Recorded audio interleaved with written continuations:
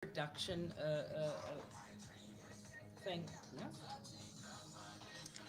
Sounds of Questa, Fire in the Ghetto. And we were just saying about the tone of his voice and the way that it changes up. Mm. Speaking of which, though, we are joined today by, a very special gentleman, number one.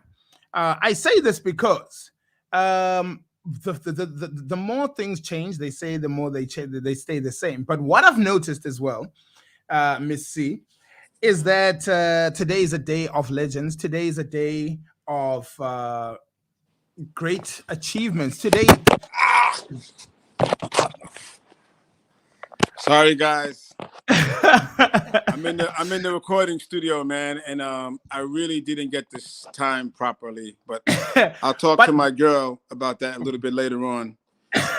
And now I'm gonna try to get my headphones on because I don't hear you properly, and I'm gonna do okay, wireless so I can all hear right, you. all right, But all right, all right. I am very grateful to be here. We have a storm now in New York, You were and mentioning that on the eastern we seaboard, have a it's rain and snowstorm here, and some power is going out in some communities. So mm, the internet service is not fantastic. So if bear with me if something strange happens, but Mhm. okay. I think But you're pretty clear. You're pretty clear from our side, and I mean, I think for the purposes of this conversation, we'll be pretty good to go. Mhm. Can you hear me? We can hear Definitely, you. definitely It can. sounds very, very low. One more time, please. Yeah, we can hear you. How about that? Let me boost up the. That's beautiful. That's beautiful. Thank you for There your we patience. go. I'm really sorry. Not a problem. What we want is the great conversation that we're gonna have. If we need to adjust a thing or two there, then we'll do that. First of all, I I have to say, well, it is still morning and it's morning there. So good morning, Mr. Will Calhoun. Good morning. Good morning to you, and good morning to everyone at the moment of truth. Thank you so much And for your time as well. I know you're a busy man, and you're in a very creative space right now. So we do want to just extend that gratitude for that. I want to talk because of time, and we could do this for hours, but I want to really get to the story of Will Calhoun. You grew up in the Bronx, New York, and have a background in all sorts of exposure. That is a neighborhood where, I mean, that's the birthplace of hip hop. There's a lot that happened in a very short in a very small in a block in a block radius. You could find some people who are arguably some of the most influential people in the artistic space. Growing up in a place like that, did you ever have any doubt that you'd be doing what you're doing now? I mean, there was the graffiti as well. Everything spelled expression from the Bronx. So, what was were you under any doubts that this is not going to be something you're involved in? without sounding arrogant, no. I had no doubt because I grew up in a fantastic community. And yes, you're right. The origins of hip hop, Pumpkin, great drummer, producer who was selling beats to record labels in 1972. Steve Jordan lived around the corner. He went on to become a great producer. Halftime at the Super Bowl, he produced so many. He's on tour with the Rolling Stones now, playing drums. My neighbor facing my backyard was Raymond Chu, great keyboard player, arranger. He left high school at 18 years old to be the musical director for Ashford and Simpson, Diana Ross, and so many other people. Now Rogers' stepdad lived around the corner from me. A lot of incredible musicians, and also I have to give credit to my community. I grew up in a proper village. All of our parents were very, very uh, interested and invested in our education and our arts and our respect for one another and our respect for the community. So it was also a very fertile area for, I think, I call it God's country for Oh me, yeah. the Right. Bronx. I call the Bronx God's country because that's what it, for me, that's what it was. That's where everywhere I've gone in the world, including there, South Africa, I have a connection with someone from my neighborhood, or someone looks like someone in my neighborhood, or I get some kind of a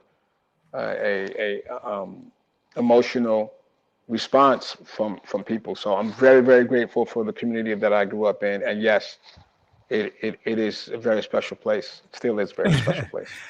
And also, well, when you just came in, you said that you were in studio. Can you share with us what you're I'm doing still in now? the studio now. I'm still here now because you called me, and also because I'm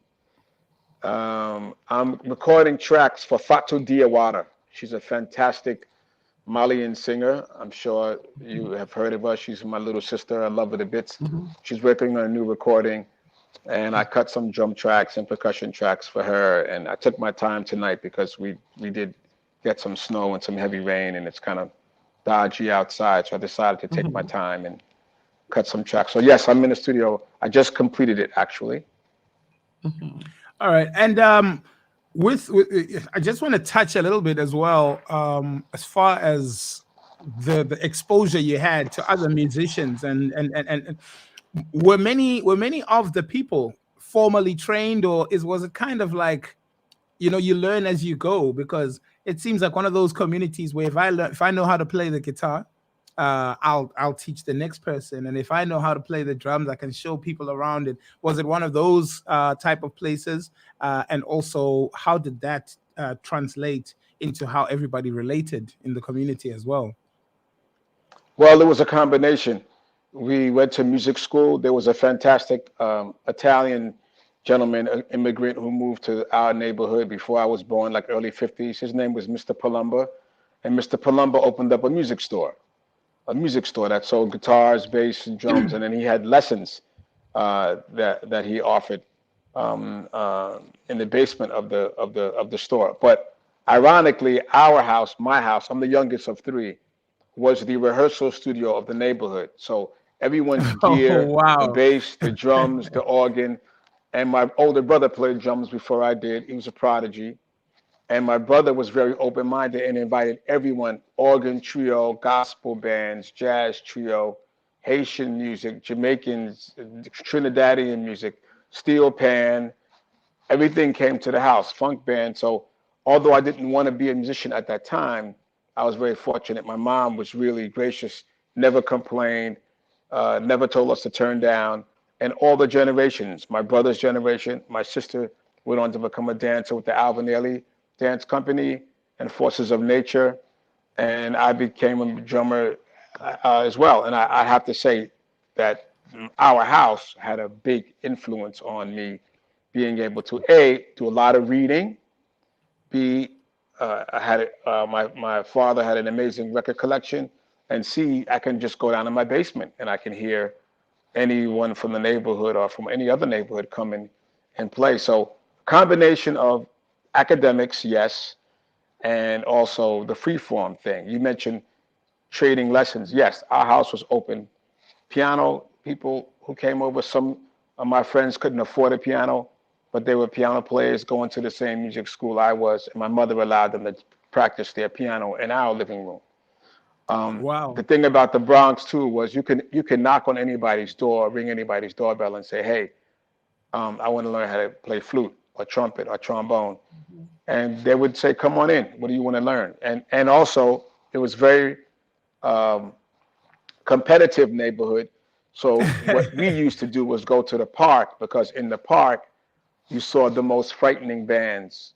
The two things, well, I'm going to be at the three things that were most exciting about going to the park: incredibly beautiful women, incredible athletes, and on the band shell you saw insane bands that were playing, anything. Earth, Wind and Fire, Belafonte, Miles Davis, Sly Stone, Temptations. Yeah. It varied. Jazz fusion gigs, organ trio. So, but anybody who played in the park was usually somebody that was extremely polished. You never saw anyone in the park that wasn't good or was okay. You always got your head done in when you went to the park. So when Wow. hip hop started, most of the rappers, like Raheem, early rappers, played rap with bands. Mm. DJs at that time were considered soft. and not allowed in the park or not allowed on stage. It was killer musicians and great positive rappers at first. When the industry came into play and clubs started booking rappers, they didn't have to book bands anymore. They can just have a one DJ and one or two rappers, and it was less information for the club owners. And that's where it flipped. But early on, I always saw the best rappers with the best musicians. Oh wow. And And also, maybe what we should ask into is, how did this influence your journey? You know, given the greatness that you were surrounded with, Yes. growing, you know, and developing, and even now as a musician, what do you see your responsibility also as getting the next generation geared towards, you know, doing the best in what they are doing? Well, I'm on the board of an organization called the BMHC, and it's the Bronx Music Heritage Cultural Center. And you can look that up. And the BMHC, myself, other great musicians from the Bronx, Bobby Sanabria, multi-Grammy winner for Latin music, Arturo Farrell Jr. Arturo Farrell's father was like the Latin Quincy Jones. And Arturo Farrell and I grew up together, and he's a guy. So we decided to stay in our community and invest in this organization where younger bands and younger musicians can learn, play, have a place to rehearse and be themselves. Because in the Bronx, you have a lot of immigrants, and a lot of the social schools and places to learn have changed over the years, and they're almost sometimes anti-immigrant. You have to have a certain status to get into some places, and we didn't have that when we were growing up. So we wanted to make sure the generations after us. So to answer the question directly, the BMHC is a very important part of my remaining and giving back and going to see bands, and sometimes being on a band battle judge. But more importantly, we all have a space in the South Bronx we can go and we can take young people to study not only music, but the culture. You know, Puerto Rico, Cuba, South Africa, West Africa, North Africa, wherever the music is coming from, New Orleans, we have a free space. You don't have to charge anyone anything. Sometimes people cook food, and we do our own cultural events there. Garifuna music, you know, from the south part of Belize. You know, you have all of these other kinds of forms of music that people aren't into, but you got to remember, these families from Belize, from Cuba, from Dominican Republic, they're all moving to the Bronx, and they don't all immediately jump into hip hop or jump into, you know, they don't immediately dress like the people in New York City do. So these cultural centers allow them and their parents to hold on to what they came with. We have the same food, you know, and we speak the same language. A lot of people that speak Spanish or whatever the language, French, if you're from some parts of West Africa, we try to make it as comfortable as possible. So it influenced me. The Bronx just influenced me to give back. And the best way for me has been this BMHC organization, because it's in my community, and I'm a product of this environment. We do have a question on the comments. Piwa says, nice one. Good morning. Hamza Picholo says, good morning to everyone in the studio and your guests. Do you follow South African music? If so, which South African artist do you follow regardless of the genre? That's a great question. My first professional gig coming out of college was with Letta Mbulu. Wow. I was 18 or 19 years old, and she was opening for Harry Belafonte, which I was able to get that gig afterwards. So do I follow since Letta and Kaifis? Yes. An assortment of music. I've been to South Africa twice. Came there once with Lauryn Hill, and I came there once with a different situation. But yeah, I do. I couldn't name something immediately right now that's kind of current. I happen to like a lot of the, I would call it indigenous music. I forgot the style of this guitar playing. I'm gonna probably not say it right, but Say it. Mbakanga. Yes, She wants me to say it with this lovely, showing us that she wants me to say this lovely accent. But But she you've makes always been fun of able to. she makes fun of me when I say it. She laughs at my accent, which I told her I don't really have an accent. But anyway, But you've but always been able to say it. It's easy. Say it. Say it. can you give me an example again, please? Umbakanga. Umbakanda, There you go. Close, umbakanda, close. There you go. There you go. umbakanga. Yeah, Yeah, that's yes, it. yes, That's it. yes, That's it. yes. That's it. So, Um, and yes, that you let the gentleman, lady that called the gentleman, I'm assuming that yes. asked that question, and also, in all of most of African American homes growing up, our parents were huge fans of both Mary McKeeba and Hugh Masekela.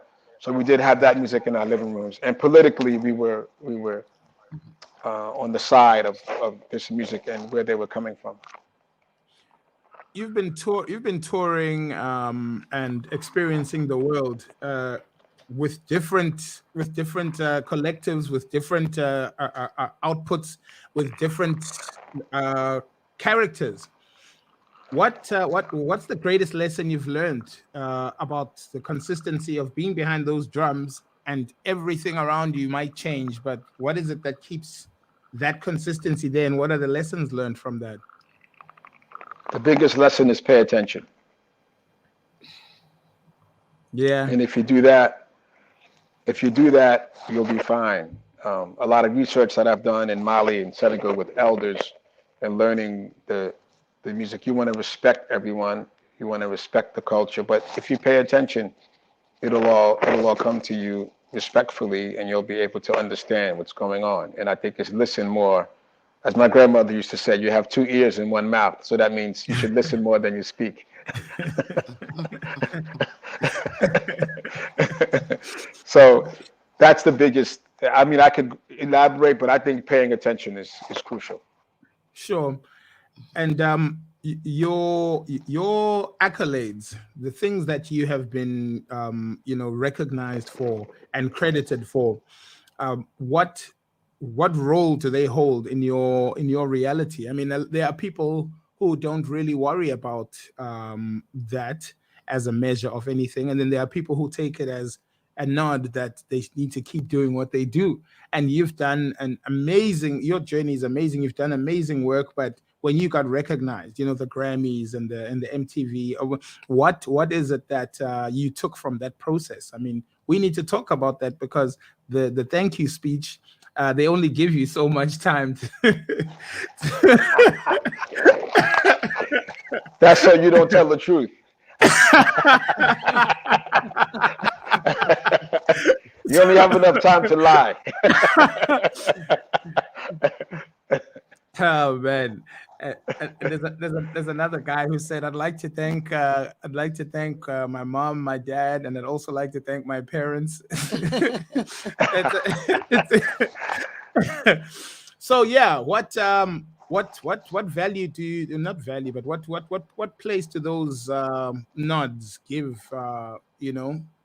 hold inside of you, and what does it mean to understand that the world is recognizing you for your body of work? It's fantastic. I mean, I'm not married to them. I can sit here and tell you I earned it, but I can also sit here and tell you I didn't pick up the sticks to win anything. I didn't pick up the sticks to get noticed. My idea was to be the best musician I can be, and it still is. That's my drive. And I have a lot of awards, in all honesty, from you. But my favorite award, I have two favorite awards in my collection. One of them is in sixth grade, I got best choir performance. Oh And wow. but I played drums. I wasn't singing. If I was singing, then everybody would have ran out of the bloody church. But it was best choir performance, and then there's a great master drummer, super genius drummer that I studied with named Kenwood Denard. Mm. And this guy is, I mean, he could play five instruments at once and talk to you. He's one of these types. And we call him Woody, is his nickname, Kenwood Denard. But Woody did a beautiful thing where he had a award ceremony for his students, people who studied with him for 5 years or more. and I was honored to get the call that I was one of his favorite students, Oh that I was going to man. get an award from Kenwood Denard. It would be like if you were a martial artist, you got an award from Bruce Lee for being Yeah. a great student, Yes. or you got an award from John Coltrane for being a great saxophone student, or an award from Miles Davis for being a great trumpet student. This is the level Kenwood Denard is on. So those two are my most precious, to be honest with If you. So if you would that's change a anything, sorry. if you would change anything in terms of the trajectory of your career, what would that be? If I could change anything, Hmm. Yeah. well, I would probably say I wouldn't, but if I would like to make more money because I could help more people. Sure. Okay. That's And all I would. It would just be, it wouldn't be to get a bigger house, but if I had more money, I could do more things with the BMHC. I can do more with helping out the youth, and I can get more with. Right now, I'm working with a music school called the Balanta School in Sierra Leone, which I recently received my citizenship and passport for. My dad's family is from there, and they have a congratulations. school called the Balanta School. Thank you. So now I met this lovely woman named Kitty who owns the school, and I'm now putting together a container to send them guitars and strings and drum heads and music stands and sheet music and all of these kinds of things. When I was there, I went to visit the school, and it's a fantastic school. Obviously, it needs a little bit of TLC, but I'm calling my colleagues up and we're putting a container together. So, if I had maybe a different level of income over the years, I'll be able to do more. But I'm not disappointed by that. I do what I can. So other than that, I wouldn't change anything. I have some bumps and I have some bruises. Yeah. That's normal, right? In life, I made a lot of mistakes, and I'm gonna make some more. Um, and I'm proud of the ones that I made because I corrected myself in most of them. But I wouldn't change anything. I have to tell you, family, I'm very grateful for my parents, my siblings, my community, Living Color, my friends, the projects that everybody, so many people have helped me. Belafonte, Yes. When I first met Letta Mbulu and Kaifis, I was in a rehearsal in New York, and she came into the room, very elegant woman, very beautiful woman, and I was the only American in that band at that time, and she walked right over to me and she just said, "Hello, young man. How are you?" I was nervous, because I didn't play South African music before ever. Someone Yeah. gave me this opportunity from Brooklyn, and she was so kind and so real, and I felt her spirit was so tangible. I just relaxed. And because of this relaxation, I was able to approach her music, meet great musicians, and go on to play with Belafonte, which then I went on to play with Living Color. She could have came into the room and said, "Excuse me, young man, do you know my music? Do Yeah. you do you speak Shona? Do you speak this?" She could have just, and she didn't do that. So I'm very grateful for the people. So many great musicians: Pharoah Sanders, Wayne Shorter, Herb Alpert, the Jacksons. I can go on with some people who Yeah. stopped, Tina Turner, the Rolling Stones, people not publicly who pulled me aside, Little Richard, Sarah Dash, who pulled me aside to give me that, hey, pay attention. You're Yeah. standing on the shoulders of great people, and you have a responsibility that you must honor, invest in, and do great art. You have to do that. Jimi Hendrix's dad, Al Hendrix. I mean, when I met Al, he was crying. He said, "I wish my Wow. son could see Living Color. I wish my son was around to see." Uh, What are you going to say to that? So there's some beautiful people who've come, men and women who've come to really let me know that that I have a responsibility. It wasn't all pats on the back like, "Hey man, great job, great job." It was, "Okay, you're here, you're doing this now. Don't forget your responsibilities." mm, Hmm. mm, mm. Some of the more difficult gigs that you've had to play, as a drummer. Uh, I'll use the word difficult because I think maybe that'll kind of direct the kind of responses, because we could say difficult artists as well. We don't want to get And there. also, it just will get him into trouble. We don't want to get anyone into trouble. But what Blacklisted. were some of the tougher gigs that you've had to play, and maybe what happened in those kind of situations? The tough ones are also fun, and I'm not afraid to say it. He's not with us anymore, but I love him. There's a jazz saxophonist named David Fathead Newman, who was a saxophonist for most of Ray Charles's work. And I was in a session, and Art Blakey was supposed to play drums, and Art had transitioned. He passed away. So the producer thought it'd be a good idea for me to come and fill his shoes. Now, these are old school blues guys, which are the most lethal and dangerous people to walk on stage with if you don't have your act together. They're assassins, actually. Yeah. So I go into the studio, and he's like, "Who's this kid?" And the producer goes, "Oh, his name is Will. He plays in Living Color." He's like, "He's a kid. What's he doing here?"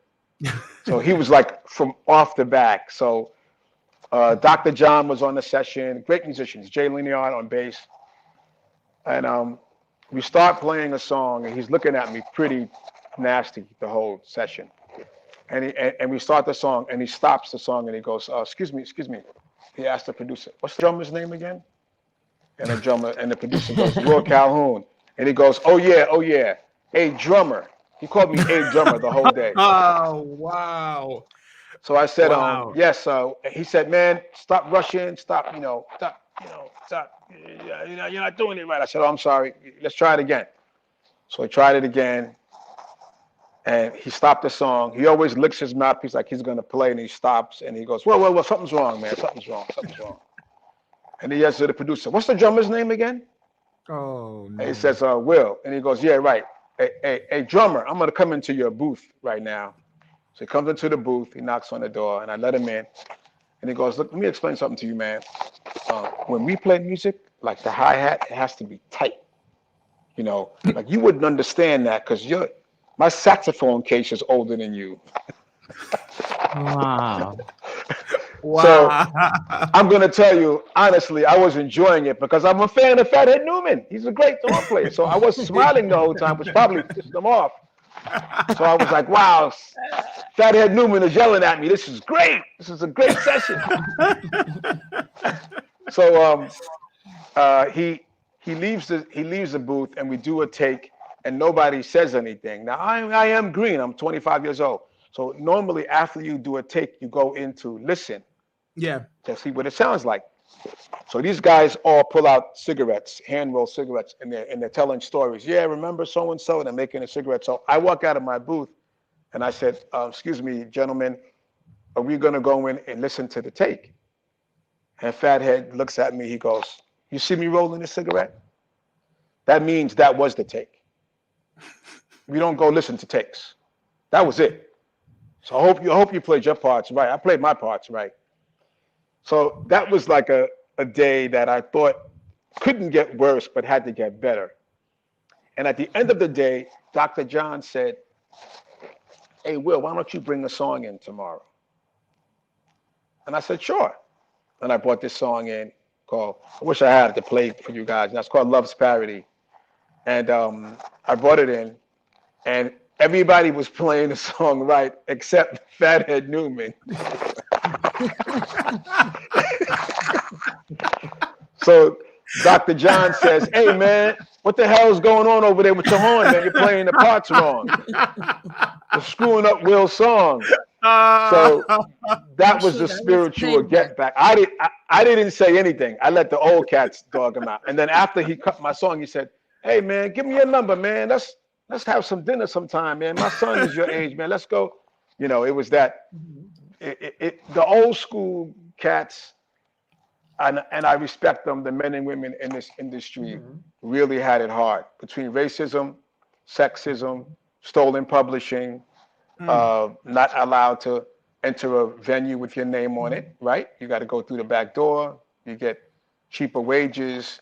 You can't stay in certain hotels. I can't fathom what those men and women went through in their careers. So when somebody gets on stage with someone who's done that under duress and is still successful and still has a body of amazing work, they're not going to just let anybody come up there and play.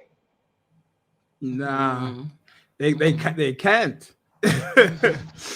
So So I understand it, but I was smiling the whole time. I think that made him a bit angry. But I knew I was getting educated at that moment, and my idea was to pay attention and listen to what he was saying, and not say, "What are you talking about?" and "Who do you think you are? I won 2 Grammys." No, it's David Fathead Newman, the great David Fathead Newman. So I have to respect that, even if I don't like his work. Look at what the man has done in his life. So out of respect, I took it in, but the next day it got better, and I enjoyed it. I gave him my number, and he called me a couple of times to check on me, see how I was doing. But those are rites of passage, and you don't just hand anybody something because they're quote unquote successful. And old school cats actually aren't pleased with accolades from the industry. They think the yeah, industry is kind of a hoax anyway. So if you get a Grammy or you win an Emmy or you win something, they'll look at you like, so what? I recorded 500 albums. yeah, and that's so You true know, because their bodies of work. There's music of theirs from the old school that we'll never ever hear again because never, never, never. somebody took the original recording and disappeared with it. Yeah, or somebody copied it and put another culture on it and said it was theirs. Yeah, So there's yeah, that aspect of it. So when you, I have to say I was grateful maybe 3 or 4 times in my career to actually be able to speak to Wayne Shorter or Pharoah Sanders or about that, because my only little disagreeable moment or pet peeve with those gentlemen and women are they have to share those stories. It's even okay to be bitter, but if we know the information, it helps us and it helps change the culture. If all sure, you're going to do sure, is just treat people badly or maybe write a book about it when you're about to die, it doesn't help build the culture. You can't, they built incredible bridges. And if they don't give us the information, somebody comes and blows them up. And then we have to rebuild them again. And other communities don't do that. So they have many bridges and they have many strong bridges. And I think for us, we have to really maintain our bridges and take care of them and make certain that other people can cross after you. You may not be able to go back over anymore. So make sure somebody else can sure, cross. And sure. that's really more the idea. And how much of that has changed in terms of creative theft, if that's even the Yeah, correct but I mean terminology to use? that's as Yeah. literal as it can be. Well, in your Um, world. well, not how much of it has changed. A little bit of it has changed. The power now is technology. Technology has allowed it's hurt the industry and it's helped the industry. It's helped us because we can get directly in contact with our audience and communicate with them and see what they want and play what they want and put on the records what they want and make our own artwork and all that. Um, the other problem is, to me, is technology has almost taken away our entire income because it made everything free too. Everybody has access to things. Attention spans are shorter. Things aren't as rare and special anymore. And I think it kind of puts, as we say in the Bronx, too many ice cubes in the glass. You start to lose the flavor of the drink after a while. It gets watered down. So there is a little bit of that. But this generation and the generation before and even the generation after mine I think has a lot more power in being able to control their dynamic and their audiences more directly, which I think that's wonderful that you can have an Instagram or a Facebook. And if you got 50,000 people following you and you put a song out for $1 and ask everyone on your page to buy it, that 50 grand comes to you without any interference. Also, when you go into a community now, you can do pop-ups, you can do different things online to bring people to your event to make it more unique, rather than the typical sell a ticket, poster outside. Now you can even, what we do with Live in Color, we ask people to make set lists. Oh wow. We're gonna go to Ohio tomorrow. What do you guys want to hear in Ohio? and set list number 10 is the show we're going to do. People send them in. We mention the person's name, and we go and play that set list of that person. So you have all of these kinds of cool, tangible things you can do with your audience now with technology. But like everything, it has pluses and minuses. And with this pause of COVID, how did that impact on what you do? Well, to shut everything down. But positively, I think it put us in a place of rethinking our lives and our art and how we want to come out of this and what we did wrong and what's important to us as artists, our catalogs. I think if we were all still running on that same treadmill, we all would, most of us would still be in that mode of, trying to catch the invisible rabbit that's not really there. And I think COVID, with not being able to be around loved ones as you would like, not being able to have access to venues, losing your colleagues and your friends and your family, not being able to touch your grandmother or your mom or give your cousin a hug or what have you, as artists, man, has massive impact on us. So everyone's rethinking things. We're not out of the water. We don't have all the answers yet, but we are rethinking what we want to do and how we want to do it. And I think the format will not come back. I think it's a wrap. I think portions of it will come back, but I think it's behind us now. And the key as artists is how do we want to do our art? I mean, we're the content. So we have to know what our power is and where it lies and how we're going to manifest Reimagine. And reimagine doing things differently. And as artists, it's something that we do all the time. Has this last couple of years had any impact on your music? The kind of music you're making, because at some point all you could do was create. You can't move around. You can't go anywhere. And also collaborations were happening as well. People would revisit their stuff, reorchestrate them, remix them. And, What was your process? Two things. I mean, I didn't like some things that were happening because I think our bar got lowered and our standards were lowered and compromised. I didn't like seeing very talented people do really terrible online gigs. It was sad to see people and their phones are falling on the floor and they don't know it and they're playing a great solo and you just see their shoes. And the cat is walking on the kitchen table in the background and knocks over the glass and everybody screams. People who didn't know how to use the technology and the Facebook and they have two phones up and they're feeding back. So there were some moments that were challenging for me to see really talented people, but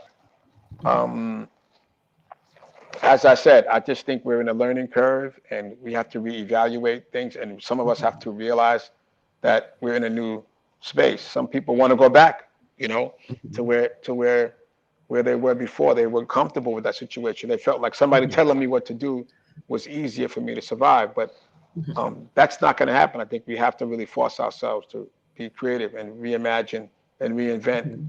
And I think what's going to come next is going to be very profound.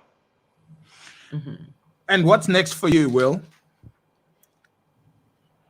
At the moment, Living Color is going to make a new record. We'll start in April. On recording, I recorded a record that took about 10 years to make during my many trips and part-time living in West Africa, working with great artists like Umu Sangari and Basaiku Kuyati, and being up north in Morocco with Mahmoud Guinea and Mustafa Bakbou and these great musicians from the desert, this Ganawa music. So I have a really deep love and passion for this music and the continent on a whole. And I put something together. It took a while to record with the Hunters and record with indigenous communities that don't record with even people from their own country.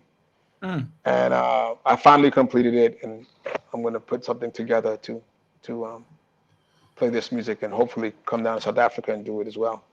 Hopefully you will be joining us with the Inyati Festival, right? Yeah, if you have anything That's to sitting do in with the. it, I guess I'm gonna be there. I'm glad you said it because now we have it's documented, right? Yeah, and this Definitely is is. actually we're sitting in the province where this is going to happen. We're in the Oh Eastern wow, Cape. great. Yeah. So hopefully I'll hold you to it. But anyway, you are part of And that anyway, festival, once once anyways. once you open it up here, the energies have already sent it this way. Hmm. Will, I look forward uh, to it. it's really been great talking to you, but also learning and picking your brain a little bit.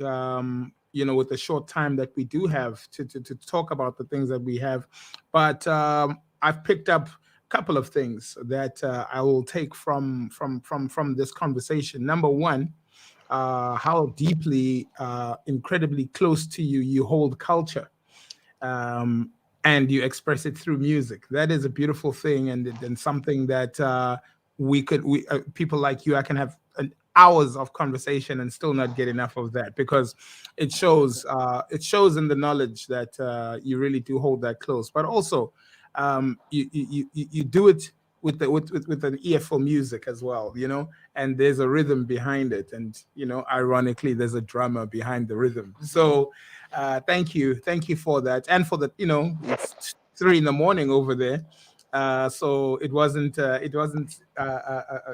expected that if it wasn't going to happen, but you promised and you did it, and thank you for that. And we've also got our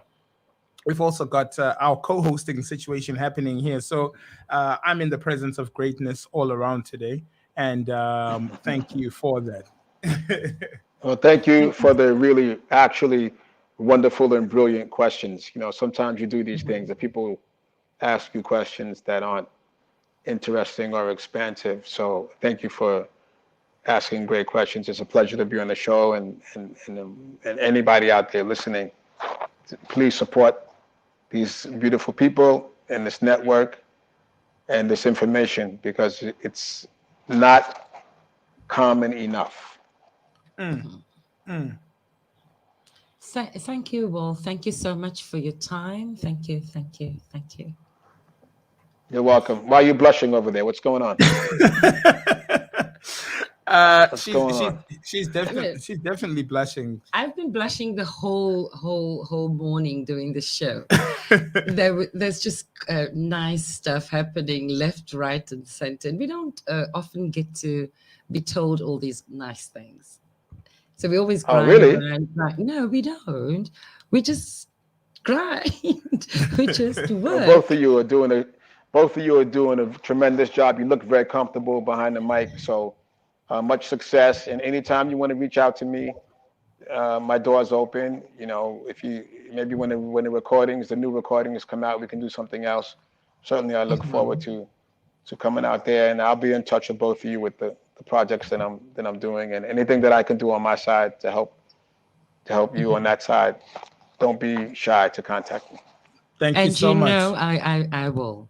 You know that, right? You, you, Taking I'm kind of liberties. almost, Taking in liberties. some ways, I'm kind of almost not talking to you because I know you're going to call me anyway. And if you don't, you're going to send the FBI by my house or something to make sure you're going to send the authorities by to say, get Will out of there, please. He hasn't returned my call.